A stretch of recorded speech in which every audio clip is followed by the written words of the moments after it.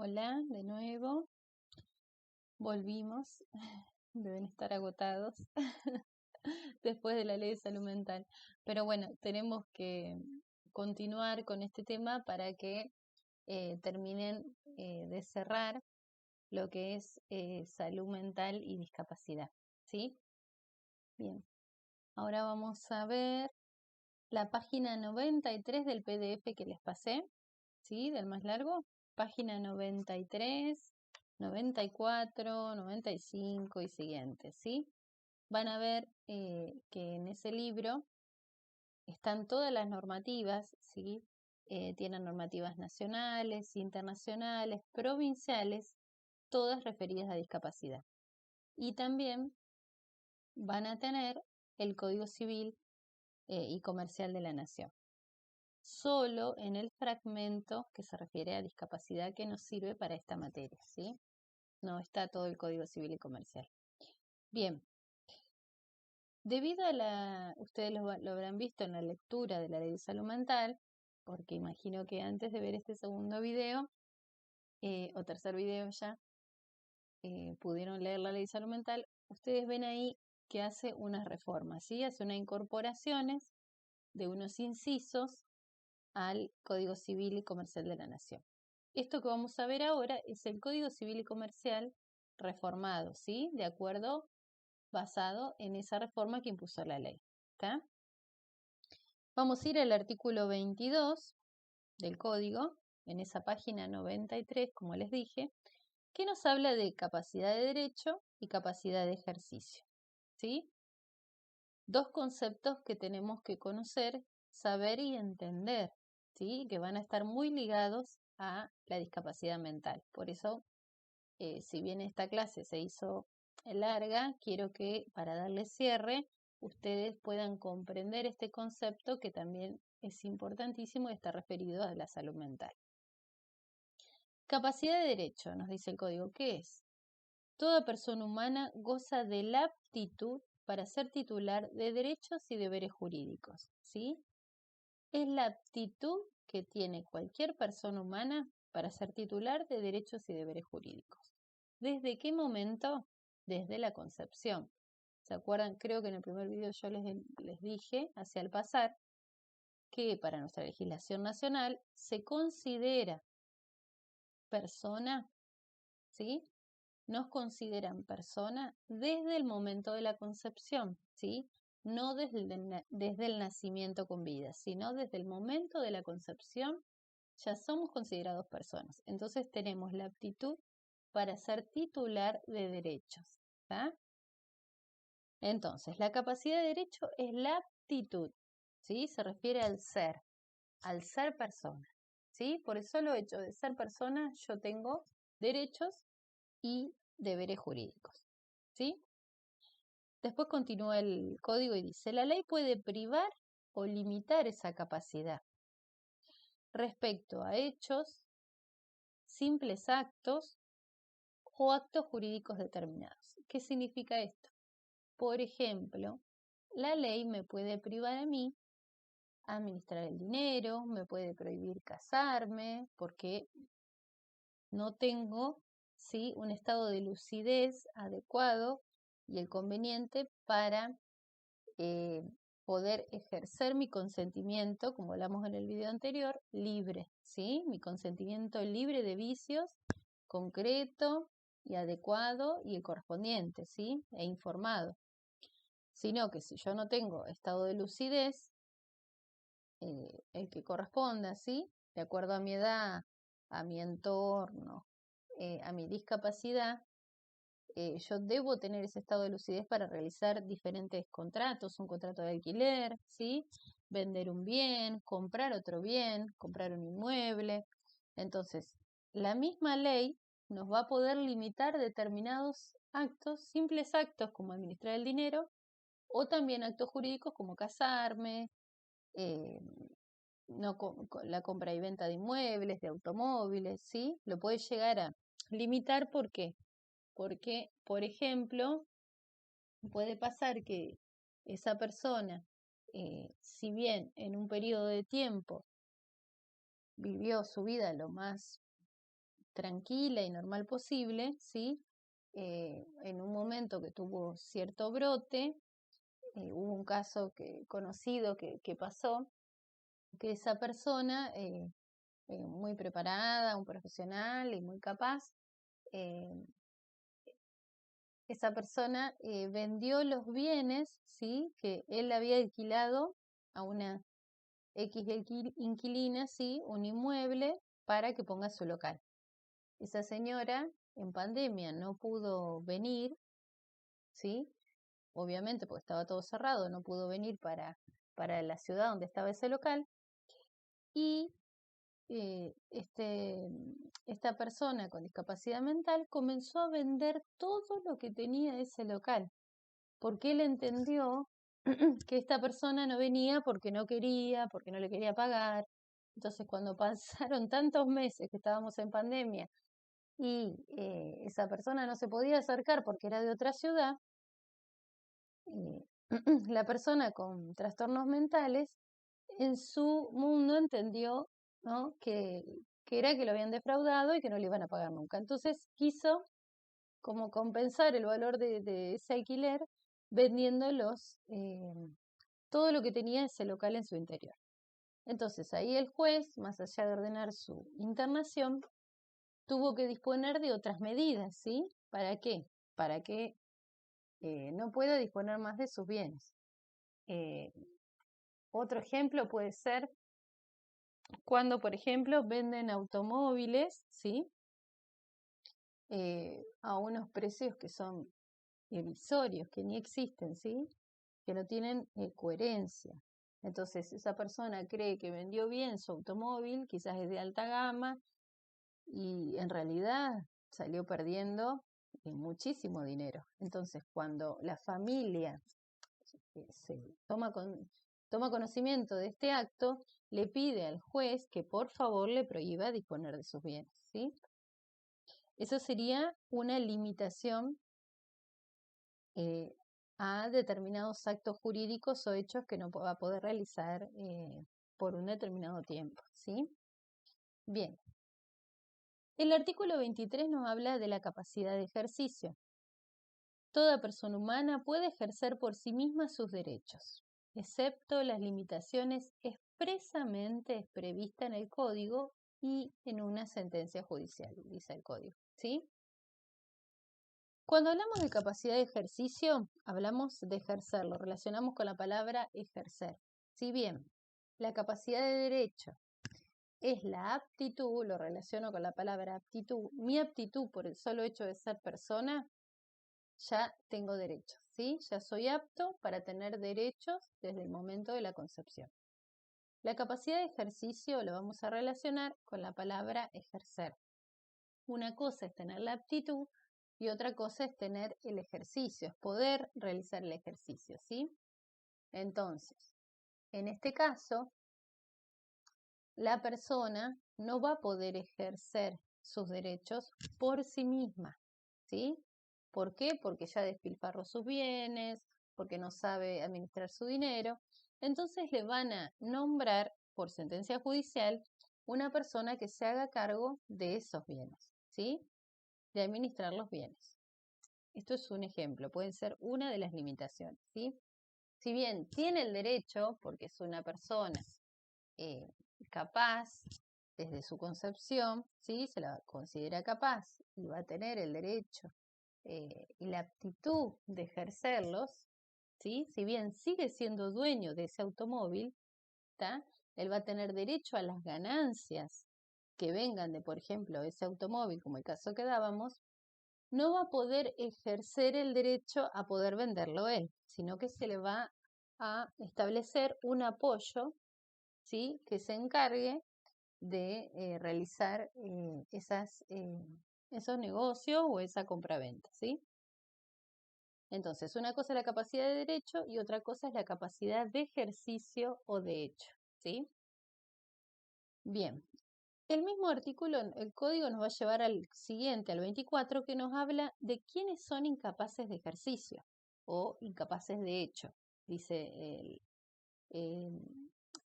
la legislación argentina, ¿sí? Incapaz de ejercicio o de hecho. El mismo código ya nos está diciendo. ¿Quiénes son los incapaces? La persona por nacer. ¿Por qué?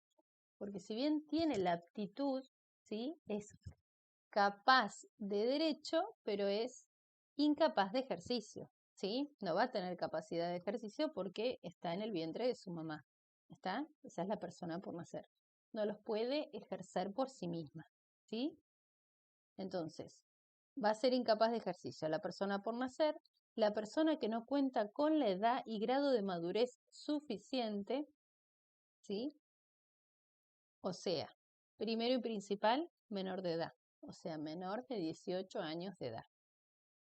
Y la que no tiene el grado de madurez suficiente. Y tercero, la persona declarada incapaz por sentencia judicial, en la extensión dispuesta en esa decisión. ¿Por qué aclara eso el código? Porque antes, si con anterioridad, por una sentencia judicial se declaraba a alguien incapaz, y esa persona era incapaz para todos los tipos de actos que podía ejercer en su vida. Casarse, administrar dinero, comprar y vender, realizar un viaje, un contrato de alquiler, lo que se les ocurra. Era incapaz para todo, ¿sí? Con la reforma del Código Civil, la ley de salud mental, ahora es lo contrario, ¿sí? Primero, entonces, en la sentencia se va a determinar y se va a detallar para cuáles actos esa persona no va a ser capaz. O sea, en principio se va a poner que es capaz para ejercer todo tipo de actos, ¿sí? Excepto, todo detalladito va a escribir el juez para lo que no va a ser capaz, ¿sí? Eso quiero que les quede bien en claro. Una cosa es la capacidad de derecho, otra cosa es la capacidad de ejercicio. Bien, después nos habla de restricciones a la capacidad del código. ¿Y qué nos dice? La restricción o ejercicio de la capacidad jurídica se rige por ciertas reglas, ¿no? Primero, la capacidad general de ejercicio de la persona se presume, aun cuando se encuentre internada en un establecimiento asistencial, ¿sí? Cuidado porque esto es una reforma importante. O sea, que por más que estemos internados en una institución de salud psiquiátrica, para la ley se va a presumir que yo puedo ejercer mis actos por mí misma, ¿está? La capacidad de ejercicio se va a seguir presumiendo por más que estemos internados en una institución de salud. B. Las limitaciones a la capacidad son de carácter excepcional y se imponen siempre en beneficio de la persona. O sea, que el equipo interdisciplinario, ¿sí?, con la entrevista de juez, van a determinar cuáles son las limitaciones, pero estas tienen que ser excepcionales. ¿Por qué? Porque la regla acá es la capacidad y la excepción sería la incapacidad. ¿Está? Eso es lo que a ustedes les tiene que quedar en claro. O sea que, en principio, toda persona es capaz, hasta que se demuestre lo contrario, ¿sí? Excepcionalmente va a ser incapaz. A pesar de estar internada en una institución, esa persona se va a presumir que es capaz de ejercicio, ¿sí? Capaz de ejercer sus propios derechos. Eso les tiene que quedar muy bien en claro con respecto a salud mental. Bien. C. La intervención estatal tiene siempre carácter interdisciplinario, tanto en el tratamiento como en el proceso judicial. O sea que en todo el tratamiento de esa persona a través del Estado siempre tiene que haber un equipo interdisciplinario y en el juzgado también, ¿sí? D. La persona tiene derecho a recibir información a través de medios y tecnologías adecuadas para su comprensión. Esto ya lo hablamos en el video anterior, ¿sí? La persona tiene que comprender lo que se le está diciendo, ¿sí? La persona tiene derecho a participar en el proceso judicial con asistencia letrado, o sea, con un abogado, que debe ser proporcionado por el Estado si carece de medios. O sea que si la persona no puede pagar un abogado particular, el Estado debe elegirle, ¿sí?, realizar el beneficio de litigar sin gastos y van a designar un abogado, un defensor oficial para esa persona, ¿sí? y F, deben priorizarse las alternativas terapéuticas menos restrictivas de los derechos y libertades, ¿sí? Esto también está relacionado con la ley de salud mental, ¿está? Que viene acá a poner su aporte al Código Civil. Entonces, que las alternativas terapéuticas siempre tienen que ser la menos restrictiva de los derechos y libertades de las personas, ¿sí? ¿Por qué? Porque la idea siempre, recuerden, que es favorecer la autonomía e independencia. Bien. El 32 nos va a diferenciar persona con capacidad restringida y con incapacidad. El juez puede restringir la capacidad para determinados actos de una persona mayor de 13 años que padece una adicción o una alteración mental permanente o prolongada de suficiente gravedad, siempre que estime que del ejercicio de su plena capacidad pueda resultar un daño a su persona o a sus bienes. ¿Está? Una cosa es la declaración de capacidad restringida y otra cosa es la declaración de incapacidad, ¿sí? Entonces dice que el juez va a restringir la capacidad para determinados actos a un mayor de 13 con problemas de adicción o con problemas o alteraciones mentales, ¿sí? Ya sean permanentes o prolongadas. Y va a tener que determinar bien cuáles van a ser esos actos que no va a poder realizar, que va a tener restringida su capacidad, ¿sí? ¿Por qué? Porque se causa un daño a sí mismo o a terceros, ¿está? Eso es declaración de capacidad restringida. Otra cosa distinta es una declaración de incapacidad, ¿sí? Dice, después continúa diciendo, en relación con dichos actos, el juez debe designar el o los apoyos necesarios que prevé el artículo 43, especificando las funciones con los ajustes razonables en función de las necesidades y circunstancias de las personas. Entonces, además del juez de determinar qué actos bien detallados a esa persona se le va a restringir, va a determinar qué apoyos va a necesitar. Va a necesitar un acompañante terapéutico. Ese niño con problema de adicción va a necesitar una psicopedagoga, una psicóloga, ¿sí? Esos son los apoyos. Cuando el código habla de apoyo, se refiere a eso, ¿sí? Ustedes pueden ser un apoyo designado por el juez. Eso ténganlo en cuenta, ¿sí? Bien. Él o los apoyos designados deben promover la autonomía y favorecer las decisiones que responden a las preferencias de la persona protegida, ¿sí? Siempre, siempre vamos a estar por la autonomía e independencia del paciente, ¿sí? O sea, que lo vamos a acompañar, ¿sí? No vamos a hacer las cosas por él. Vamos a intentar que él aprenda a administrar. Si bien está limitado, por ejemplo, ¿sí? Este señor que les comentaba, no puede administrar su dinero, yo como acompañante voy a ir, voy a acompañarlo al cajero y le voy a enseñar igualmente, ¿sí? Que sienta la satisfacción de poder sacar su dinero de su cuenta, ¿sí? De querer comprarse las cosas mínimas y necesarias o algo en especial que quiere ese día, ¿sí? O en esa ocasión. Entonces, esa es la función de ustedes como acompañantes, ¿sí? Como apoyo. Siempre tenemos que, recuerden, de promover la autonomía y la libertad del paciente lo máximo posible, ¿sí? Bien, por excepción, cuando la persona se encuentra absolutamente imposibilitada de interaccionar con su entorno y expresar su voluntad por cualquier modo, medio o formato adecuado, y el sistema de apoyos resulta ineficaz, puede declarar la incapacidad y designar un curador. ¿Qué está diciendo acá? Que la declaración de incapacidad va a ser por excepción. La primera medida que toma el juez entonces va a ser la declaración de capacidad restringida. Solo por excepción va a declarar a una persona incapaz, ¿sí? Cuando se encuentra absolutamente imposibilitado de interaccionar con su entorno y de expresar su voluntad, cuando no puede expresar su voluntad por ningún tipo de medios. Le ofrecimos todos los apoyos, todos los medios de comunicación posible y no puede expresar su consentimiento, no puede expresar su voluntad, ¿sí? Y todos los apoyos son ineficaces, ahí sí el juez no le queda más opción que designar la incapacidad de esa persona. Después nos dice el 33, ¿quiénes están legitimados para solicitar la declaración de incapacidad y de capacidad restringida? Primero, el propio interesado, ¿sí? El cónyuge no separado de hecho y el conviviente mientras convivan, ¿sí?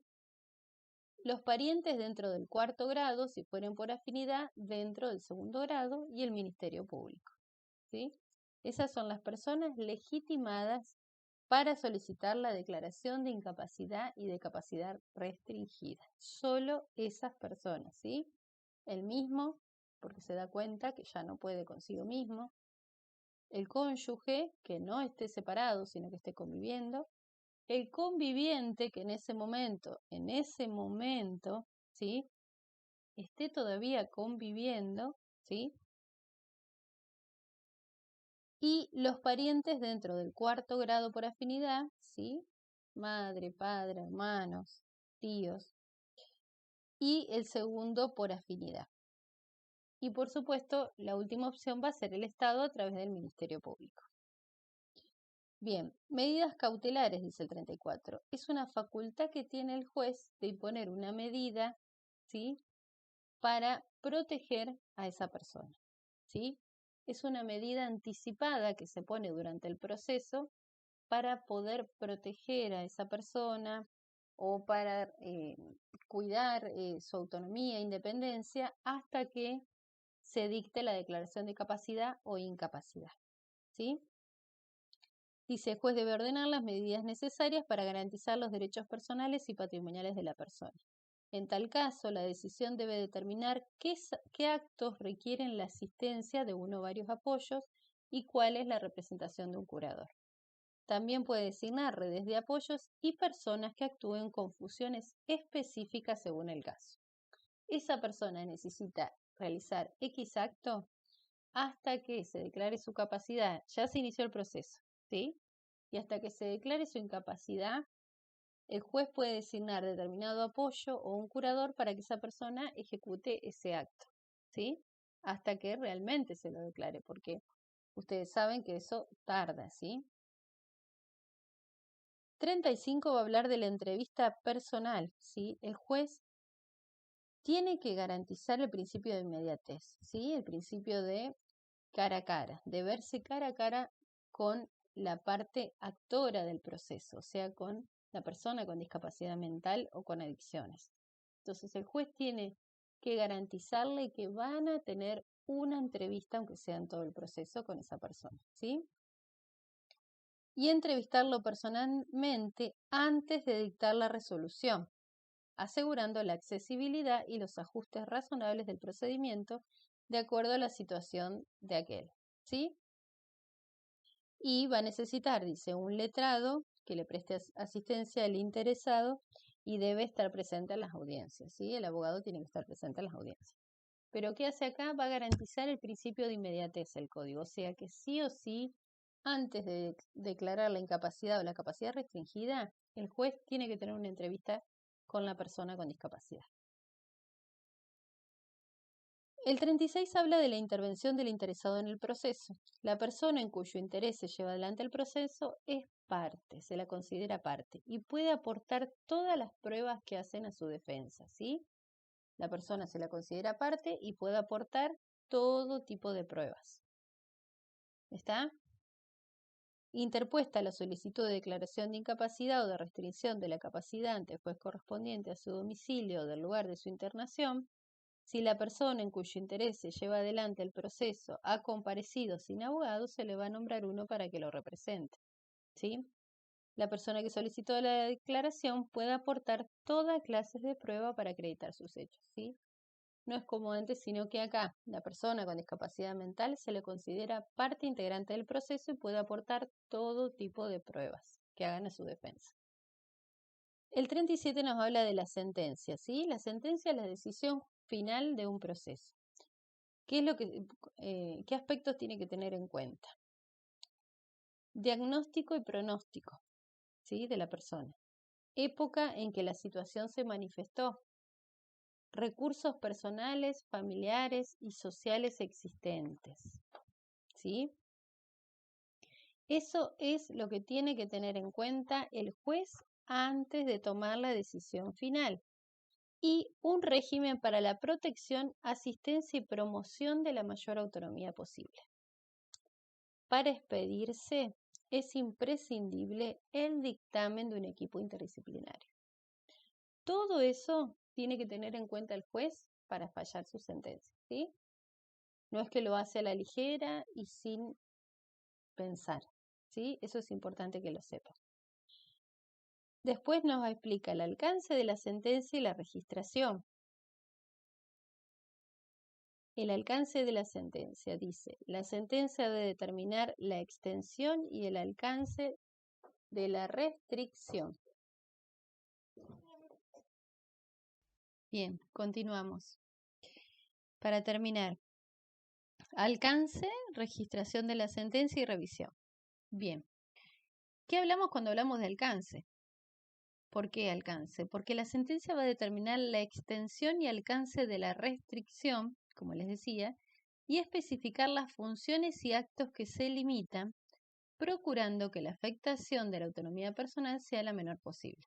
O sea, que esta sentencia, más allá de determinar la capacidad restringida o la incapacidad, va a tener que detallar, ¿sí?, cuáles van a ser las funciones específicas que esa persona no va a poder realizar, qué actos específicamente no va a poder ejercer, ¿sí? Y no tomarlo hacia la ligera y poner en general algún tipo de medida, ¿sí? Sino que el juez va a tener que detallar específicamente qué actos y qué funciones se van a limitar. Ese sería el alcance de la sentencia, ¿sí? Dice después que va a designar una o más personas de apoyo o curador de acuerdo a lo establecido en el artículo 32 de este código y señalar las condiciones de validez de los actos específicos sujetos a la restricción con indicación de la o las personas intervinientes y la modalidad de su actuación.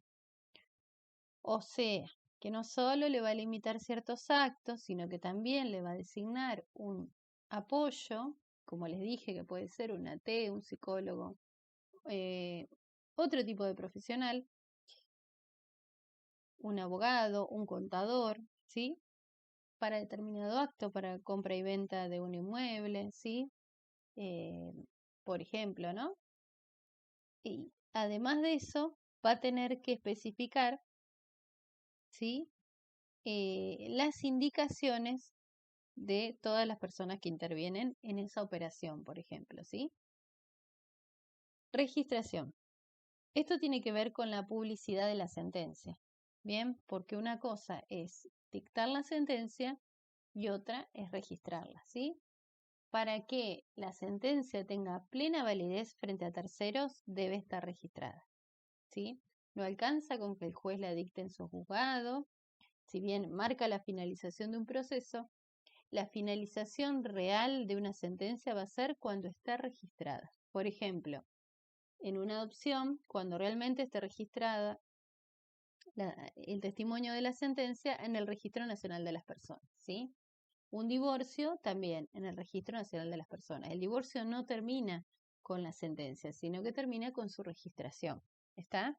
Si no, pasa después que las personas piensan que están divorciadas y en realidad ese divorcio nunca se inscribió.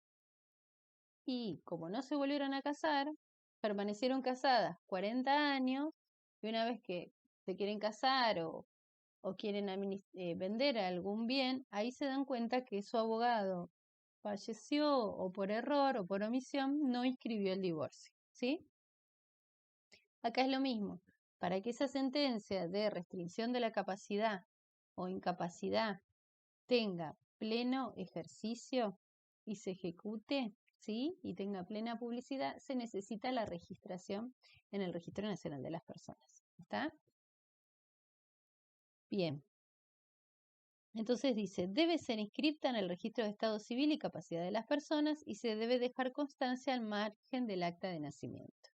Sin perjuicio de lo dispuesto en el artículo 45, los actos mencionados en este capítulo producen efecto contra terceros recién a partir de la fecha de inscripción en el registro. ¿Está? O sea que van a tener efectos contra terceros desde la fecha de inscripción en el registro, ¿sí? No solo desde la fecha de emisión de la sentencia, sino de la fecha de registración en el registro. Ahí tienen efectos con la sociedad, contra terceros, ¿está? Desaparecida las restricciones, se procede a la inmediata cancelación registral. Bien. Después el 40 nos va a hablar de la revisión de la sentencia. Esto es importante. La revisión de la sentencia declarativa puede tener lugar en cualquier momento, ¿sí?, a instancias del interesado. En el supuesto previsto en el artículo 32, la sentencia debe ser revisada por el juez en un plazo no superior a 3 años, sobre la base de nuevos dictámenes interdisciplinarios y mediando la audiencia personal con el interesado. Esto antes no existía, ¿sí? Acá, a partir de 2015, de la reforma del Código, la sentencia de declaración de incapacidad, ¿sí?, declarativa, va a tener que ser revisada cada 3 años, ¿sí?, con un nuevo dictamen del equipo interdisciplinario y una nueva audiencia personal con el juez, y ahí se va a determinar si esa persona sigue internada o no. Es deber del Ministerio Público fiscalizar el cumplimiento efectivo de la revisión judicial a que se refiere el párrafo primero e instar en su caso a que ésta se lleve a cabo si el juez no lo hubiera efectuado en un plazo allí establecido, ¿sí? O sea que el juez está obligado por el Ministerio Público, va a estar controlado de que revisó cada 3 años todas las sentencias relativas a declaración de incapacidad, ¿sí? Después nos habla de la internación. Dice, la internación sin consentimiento de una persona, tenga o no restringida su capacidad, procede solo si se cumplen los recaudos previstos en la legislación especial. ¿Sí? Pasa a internación. Primero, sin el consentimiento, o sea, estamos hablando de internación involuntaria, ¿sí? Primero debe estar fundada en una evaluación de un equipo interdisciplinario que señale los motivos que justifican, ¿sí?, la internación y la ausencia de una alternativa eficaz menos restrictiva de su libertad. Después, solo va a proceder ante la existencia de riesgo cierto e inminente de un daño de entidad para la persona protegida o para terceros, ¿sí? Debe existir entonces un riesgo cierto e inminente de daño, de entidad, dice el código, para la misma persona o para terceros. C es considerado un recurso terapéutico de carácter restrictivo y por el menor tiempo posible, ¿sí? Y tiene que ser supervisada periódicamente. Después, nos dice el código, debe garantizar el debido proceso, el control judicial inmediato y el derecho de defensa mediante asistencia jurídica. Va a tener que ir acompañado de un letrado. Y la sentencia que aprueba la internación debe especificar su finalidad, duración y periodo de la revisión. Toda persona con padecimiento mental se encuentra internada, goza de los derechos fundamentales y sus extensiones. ¿Está? Bien. Hasta ahí vimos la sentencia, los requisitos de internación, ¿sí? Y todas las normas referidas a Código Civil y Comercial de la Nación con respecto a la capacidad restringida e incapacidad de las personas.